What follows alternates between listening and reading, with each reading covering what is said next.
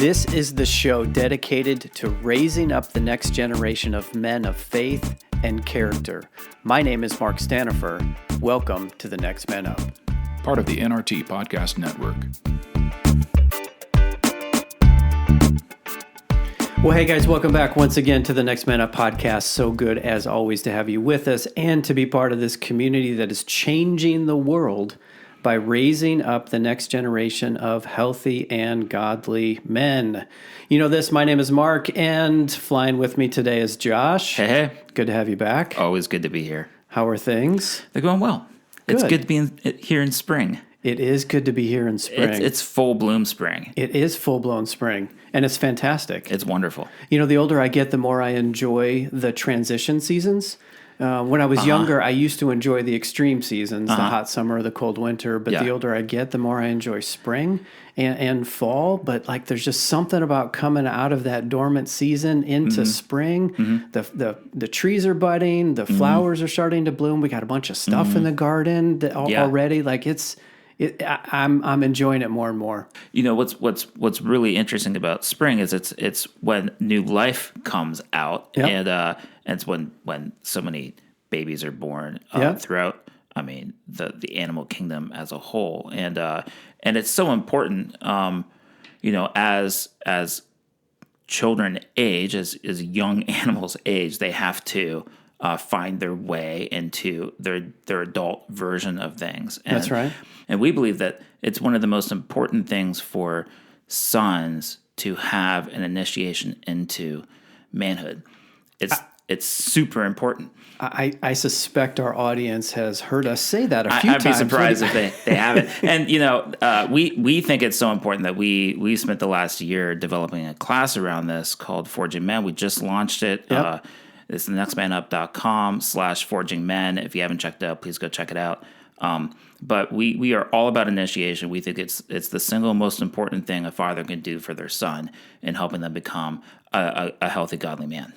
So I first got attuned to this idea over 20 years ago, and I won't recount my story here, but it struck something in my heart as a younger man at the time. But what's been interesting to me, Josh, is to see more and more evidence of the need for initiation and this training and raising process beyond just the human species. Like, and we were talking about gardening and spring and all of that. Like, there's evidence all throughout the natural kingdom, the animal kingdom, of the need for initiating younglings into the adult community of whatever species of animals. Like, it's all over the place. It just continues to reinforce that this isn't just some made up idea. It's how we operate. Yeah, and the more connected into community a species is, the more important it is for that initiation process to happen. Yeah. So the more complicated the social bonds, the more important it is for initiation to happen. And I'd say that humans are the most complicated when it comes to society and to relationships, and so it's the most important for us as a species. So we see this in nature, like you were saying, and I have a couple of like cool examples that I've seen in nature. And what's your favorite example from nature about how important initiation is? So it's been interesting and fun to collect stories during research and all of that, and often in this context, I am telling stories about what we see in other human cultures. But the story that jumps off the page for me for the animal kingdom is one that happened a number of years ago in South Africa. So there's this national park in South Africa that was having an overcrowding population of elephants. It was Kruger National Park. It's on the northeast part of the country of South Africa. Okay. So they got too many elephants. Mm-hmm. And they know they got to cull some of the population. And so they came up with what sounded like or seemed like an ingenious idea to relocate these elephants to another park. They wanted to move them to Pilanesberg. That I may not be pronouncing it quite right. Certainly don't have the South African accent. But they wanted to relocate them to another national park about 400 miles to the west. And so they constructed these harnesses that they would wrap around the animals and then airlift them by helicopter from one park to the next. And it came time for the actual transfer to take place, and what they discovered is the big bull male elephants, the big ones, they were too big. The helicopter could handle it, but the harness was not strong enough to make that trip. So they, on the fly, they're like, okay, what do we do here? So they opted to leave the bull males behind and just take the females, which were smaller, and the juveniles. Okay. And so I don't remember how many they moved, but it was a number of elephants that they moved. So they moved all these animals. They get them reset in this other park. And over a period of time, think that, okay, this has worked. And then a few years go by and they start to see some crazy behavior or some crazy scenarios that they didn't understand. What they found was that the white rhinoceros, which I believe was an endangered animal at the time, was being killed. Initially, they suspected poachers, but the horns or the tusks, whatever is on the rhinoceros, that however they describe it, they were not being harvested, and they couldn't find any bullet holes. And so they set up these cameras to try to capture what's going on. And sure enough, what they discovered was the juvenile male elephants were just running wild. They were terrorizing these rhinoceroses. They were trampling them and they were goring them to death. Wow. Which was not at all what the rangers expected to discover. That's not normal behavior. It's not normal behavior for the pachyderm. And what was happening is these juveniles were in this this pre-mating or mating stage that they call must, which really was only supposed to happen for a couple of weeks. It was this extended frenzy that they were in, and as a result, they were terrorizing their environment. It's like they got stuck in adolescence. They got stuck in adolescence. And so the wise ranger started to play with theories for what might be the cause, and they were wondering, which turned out to be accurate, if because they didn't transplant any adult males, the juvenile males had no example to follow. And so they redesigned the harness. They went back for round 2 of the transfer, pulled some bull males in, and boy, within weeks, that behavior was stopped. So it was like almost immediate. It was almost immediate. Wow. And what they found was the juveniles, the adolescent males, began to take on the behavior and the characteristics and the traits of the adult males, rather than just this wild, unconstrained behavior, because they had examples to follow. That's pretty remarkable. Now, there's clearly no application or correlation to that story in our culture with humans today, right? No, not at all. No. Wow. I mean, the lack of positive male influence in boys' lives is so evident in the way. Well, anyways, we don't have to go down that road too far. But it's there, right? Like Yeah. the article that I first read about this was addressing it from the context of fatherlessness. But our boys can be fatherless even if the father's in the home. You know, if they're not emotionally engaged, relationally engaged, they could be physically there, but checked out. And so I think the application is bigger than just fatherlessness. I also wonder, and this is just sort of a curiosity thought, there may not be anything to it, but one of our favorite proverbs, favorite quotes that we have here is a traditional African proverb that says, if we do not initiate our sons to become men, they'll burn the village down. Yeah. Well, I wonder how much of that proverb was from observing the natural kingdom around them and witnessing things like these elephants essentially destroying the village and the community around them. I also wonder how many villages got burned down. Well, it could, it could be that too. Maybe they didn't need to look into the jungle or into the savannah to get examples. Well, it's interesting how those male elephants, those bull male elephants, influenced their the juveniles. And there's example for behavior, but I found we recently talked about The Wisdom of Wolves, a book that I recently finished this year, and not to go back to the well, but too many times, but there's an example from that book as well about how knowledge doesn't get transferred when adult members of a community are missing in action. Yep. So there's this wolf pack in Yellowstone that had figured out how to hunt mountain goats. So the deal is that mountain goats go to places that you generally shouldn't be able to get to. It's one of the ways that they stay safe. And most wolf packs try to attack from below, and the mountain goats will just go up the mountainside and remain out of reach of the wolf pack. Well, this one wolf pack, I believe in Yosemite, figured out that, or Yellowstone, figured out that if you hunted the goats from above, the goats couldn't escape. It's the only wolf pack that's been observed to hunt mountain goats successfully. Interesting. Well, this particular pack was on the border of Yellowstone, and the adult members of the pack crossed that line into unprotected area, and they got hunted. They got trapped and hunted and killed. And the juveniles grew up and lost all knowledge of how to hunt these goats. And so what made them distinctive as a pack was lost as the adults were lost.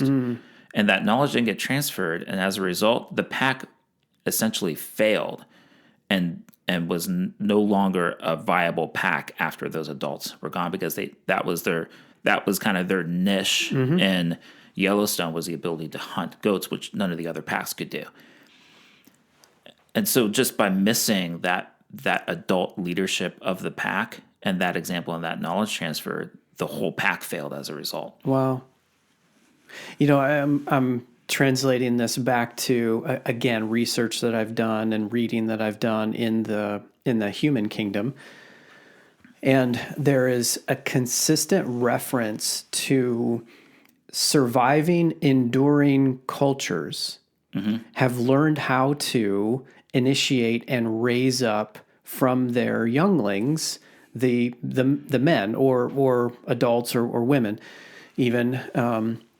But there's this consistent reference to culture, that the culture gets passed on and it survives and it endures because of the initiation process. Yeah. And if you think about that institutional knowledge, if you will, of how they had figured out to hunt for mountain goats as the culture of that wolf pack, well, when that gets lost and it doesn't get passed on through an initiation process because the elders were taken out, well, there goes the culture. There's this saying that, those who don't understand history repeat it. And I think that if we look at our culture right now, we've lost all sense of history. That is not just that we don't know history, is that it's not worth knowing because everything's changed, everything's different, so it's not worth studying history anymore. And, well, that's nihilism, at its core, is that nothing matters anymore. We'll just start from nothing again, but fundamentally human nature hasn't changed. Yeah. We're the same now as we were 1,000 years ago, as 2,000 years ago, as 4,000 years ago. Fundamentally, humans have not changed. What makes us tick. Yeah. If we don't understand history, if we just delete it, if we don't have that knowledge transfer and that ability to learn from our elders, then we're doomed to make the same mistakes, but with bigger consequences. Yep. So I'm distracted, and not to make light of your scenario. But since we're talking about animal kingdom, I should really acknowledge that my chickens are going nuts just outside the window. Yes, there are chickens outside the window here. I wonder if some of our listeners have always suspected or heard, like, my chickens often make these episodes, but they are letting me know that they've just laid an egg and it's obnoxiously loud. So my apologies to you listeners for the chickens making the show very obnoxiously today. But yes, that's what you hear, birds, and you hear chickens in the background. So again, not to make light of your situation, but I just realized, like, let's just call it what it is. It's chickens making the show today. It's chickens. We should have learned from our past on that. We should. Those that don't learn are doomed to repeat it. Repeat. Anyway, this probably won't be the last time they make the show. No, it's the nature of where we are. Nature. Anyway, wow, we are so down a rabbit hole right now. Okay, so we've talked about elephants, we talked about wolves. You had another animal that you found really interesting. So this one just came across my radar screen, and props to my lovely bride for having her attention up. She came across this, sent it to me, and she's like, I think this might be of interest. And sure enough, it is. So this next story comes from Australia. And, to date, we've kind of been talking about the big not apex. Well, wolf isn't kind of an apex predator, but like elephants are pretty much they may not be at the top of the food chain per se, but they're definitely like no one messes with them. That's right. But this is a much smaller animal, but it's fascinating. So there's a type of bird in Australia called a regent honey eater. Wait, let me guess. Do they eat honey? Well, I didn't get that far into it, but I'm gonna guess maybe they probably. Yes, they probably do. So they've got this distinctive coloring, and we're pretty common across the country, but over time, like we've seen with other animals, their population has been in decline. But what's so fascinating about this is, for whatever reason has caused the decline up to this point, they now seem to be in a self-defeating cycle, which is, if there's some remedies that researchers and scientists are putting in place to try to stop this, but if not stopped, they will not continue to breed and produce, because the young male birds learn from adult male birds the mating songs. Oh, so it's not instinctive. They have to learn it. They have to learn it. So it's that knowledge that gets passed from one generation to the next. The problem is, because of the population declines, the big flocks of male adult birds don't exist anymore, or at least to the same extent. They're much more individual. They're flying individually instead of in flocks. And so therefore, the opportunities to learn from these adult males, the songs that will continue to propagate the species, are not there.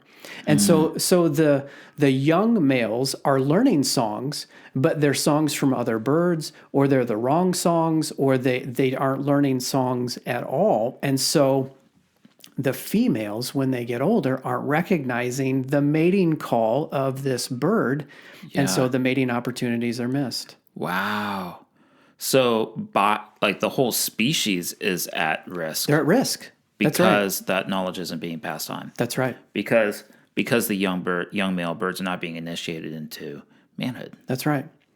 Interesting. So researchers in this case are attempting to head this off by playing songs, recordings of the adult males for the juvenile males, so that they can help to pass that knowledge along.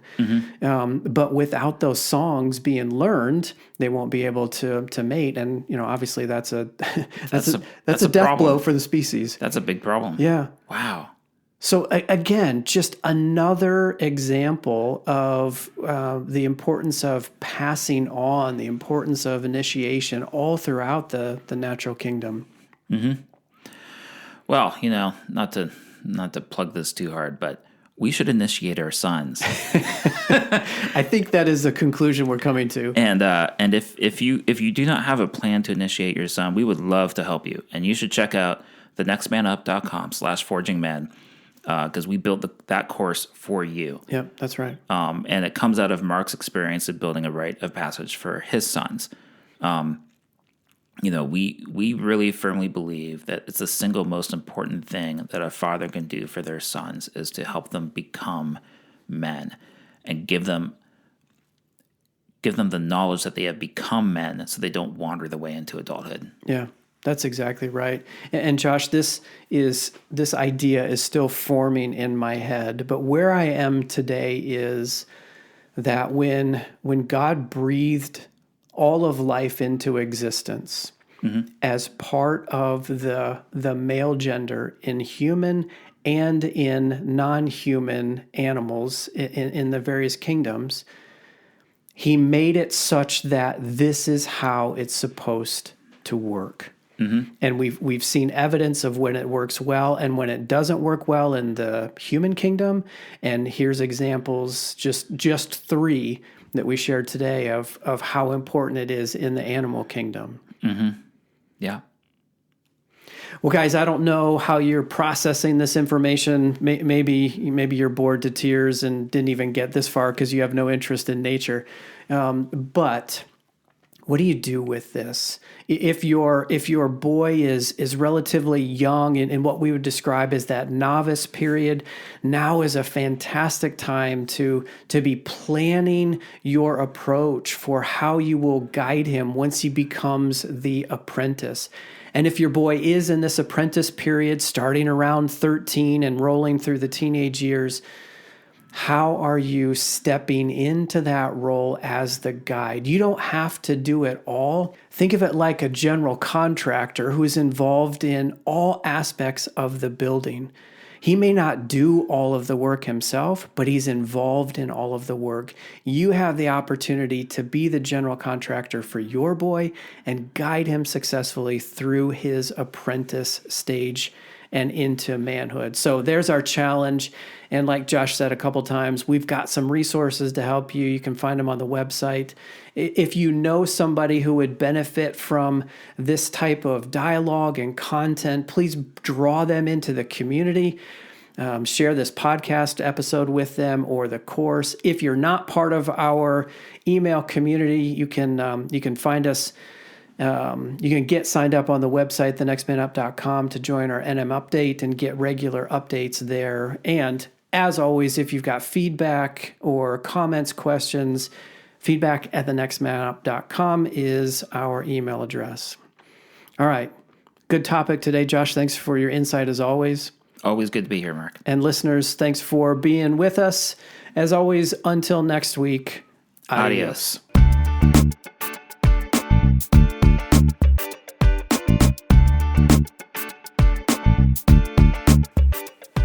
Hey, listeners, thanks for journeying with us on this Next Man Up podcast. We would love to hear from you. Maybe you have a question or an idea, perhaps a topic for us to consider. If that's you and you want to reach out to us, you can get us at feedback@thenextmanup.com. That's feedback@thenextmanup.com. Again, we'd love to hear from you. Until next time, we'll see you later.